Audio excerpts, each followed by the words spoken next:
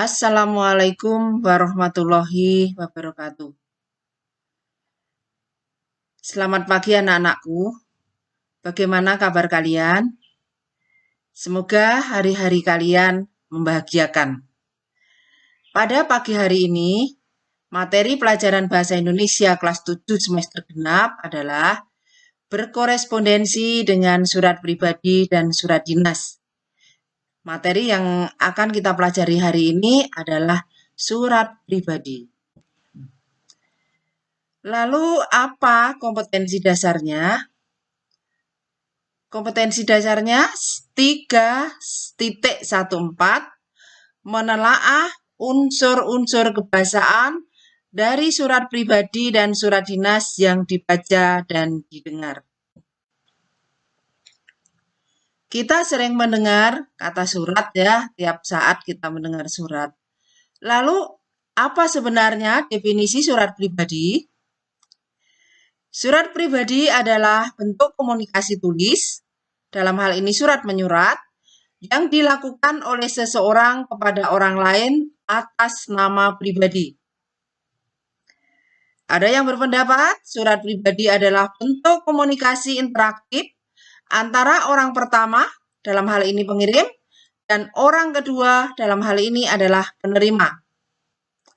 Pendapat lain mengatakan surat pribadi adalah jenis tulisan yang berisi keperluan pribadi antara satu orang dengan orang lain. Lalu apa isi surat pribadi yang sering kita temui? Pastinya surat pribadi adalah berkaitan dengan masalah pribadi, mungkin menanyakan kabar, atau mungkin keperluan lain, atau punya tujuan-tujuan tertentu kepada pribadi yang lain. Apa unsur-unsur surat pribadi? Dalam surat pribadi harus ada, yaitu tanggal surat, kapan surat itu dibuat ya. Yang kedua, alamat surat. Dalam hal ini maksudnya adalah alamat orang yang dikirimi. Yang ketiga adalah pembuka surat. Yang keempat, pendahuluan. Yang kelima, isi surat, penutup surat, dan nama pengirim. Bagaimanakah ciri penggunaan bahasa pada surat pribadi? Ya. Bahasa surat pribadi tidak formal, tetapi tetap menjaga kesantunan. Pilihan kata sapaan itu bersifat pribadi. Jadi kata yang bersifat emosi atau ekspresif. Terus pilihan ragam bahasa tergantung siapa penerima surat. Jadi misalnya remaja, orang tua, itu beda ya kita menggunakan bahasanya. Lalu dalam surat pribadi itu menggunakan sapaan, seperti orang bercakap-cakap. Selanjutnya, menggunakan kata ganti orang pertama, ini dalam hal ini untuk pengirim. Kata ganti pertama itu aku misalnya, saya, atau diriku. Dan kata ganti orang kedua atau penerima, yaitu misalnya kamu, Anda. Ya, seperti itu. Bagaimanakah ragam bahasa pada surat pribadi? Ya. Biasanya ragam bahasa Indonesia baku kalau digunakan untuk tujuan yang bersifat serius. Misalnya turut berduka cita, turut bersimpati atas musibah, atau surat yang ditujukan kepada orang tua.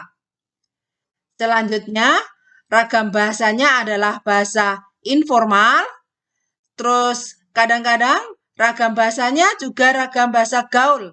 Ini biasa digunakan oleh anak muda. Bagaimana struktur atau bagian surat pribadi dan penerapannya? Alamat dan tanggal surat. Nah, ini informasi ini biasanya terletak di kanan atas. Bisa saja itu di kiri atas ya. Dianjurkan untuk mencantumkan alamat pengirim. Ya. Misalnya, kita juga bisa menyertakan nama kota. Terus setelah itu ada salam pembuka. Misalnya salam kangen, salam hormat, atau mungkin Assalamualaikum warahmatullahi wabarakatuh. Selanjutnya kalimat pembuka, misalnya halo, apa kabar? Selamat pagi cantikku. Salam manis. Gitu. Isi surat. Nah, isi surat ini maksudnya apa tujuan kita mengirim surat. Lalu misalnya ya, ketika akan bertemu, bagaimana kalau kita ke sana, kita bermain ke taman mini? Nah, misalnya. Penutup surat. Ya. Sekian kabar dariku. Salam sehat dan tetap semangat. Nah, ini biasa dalam masa pandemi. Jangan lupa dibalas ya. Nah, ini salam akhir. Misalnya sahabatmu atau teman yang selalu merindukanmu atau yang mengisi sebuah hati. Nah, seperti itu. Jangan lupa dalam mengirimkan surat pribadi harus menyertakan nama dan tanda tangan. Ini bukti bahwa kamu adalah pengirimnya. Demikian anak-anakku materi yang saya sampaikan tentang surat pribadi. Semoga kalian jelas menerima penjelasan saya. Mohon maaf bila ada kekurangan dan kesalahan. Billahi taufik wal hidayah. Wassalamualaikum warahmatullahi wabarakatuh.